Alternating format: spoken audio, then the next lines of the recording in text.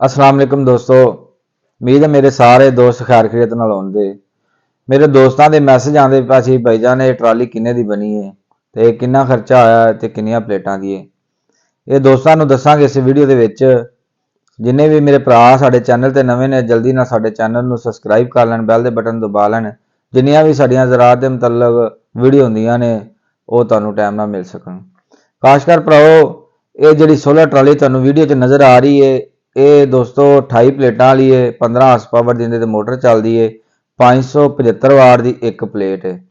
तो ये फ्रेम जिहड़ा है इस बनया साडा ये तोल के हिसाब नाल बनया 400 तो लैके 450 रुपए किलो। ये फ्रेम का जिहड़ा ना तकरीबन 6 फुट का रास्ता भी होवे उहदे तो भी आसानी नाल गुजर जाता है।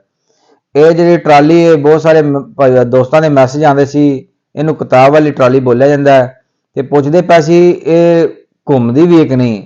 ये दोस्तों ये ट्राली तुसी जिहड़ा फ्रेम उत्तों घूम भी जाता है उत्ते थले भी हो जाता है। ये बड़ी मजबूत ते बड़ी सेफ्टी नाल जिहड़ी ना ट्राली ये बनाई गई है। ते तकरीबन ये साडी जदों बनी सी 4.5 लाख रुपया तो खर्चा आया सी इहनूं जदों तैयार। दोस्तों सानू उदों जिहड़ी ना ये 400 रुपये किलो जिहड़े ना ये बने सी हुण तकरीबन 400 450 होइए भी ये रेट चलदा पिया ते पैर दे एंगल दी बनी है।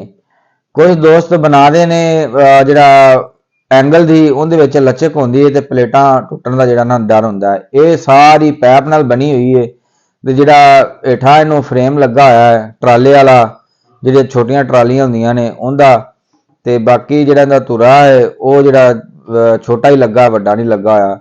टायर ने जिहड़े सिंगल टायर ने ते माशाअल्लाह बड़ा शानदार है। फिर चोरी चकारी तो बड़ी महफूज है। तुसी सुबह ले जाओ चलाओ शाम नूं घर लैके आओ क्लोज बिल्कुल क्लोज होंदी है। ते तकरीबन 4.5 लाख की साडी ट्राली बनी सी। ये मैं दोस्तां नूं सोचा कि वीडियो बना के दस दिता जाए क्योंकि सारिਆਂ ਦੇ मैसेज आई जाते सी बार बार सारिਆਂ ਦੇ कॉलां आई जांदियां सी। मैं सोचा कि क्यों ना वीडियो बना के अपने दोस्तां नाल शेयर कर दी जाए ते इहदा रेट दस दिता जाए। अल्लाह।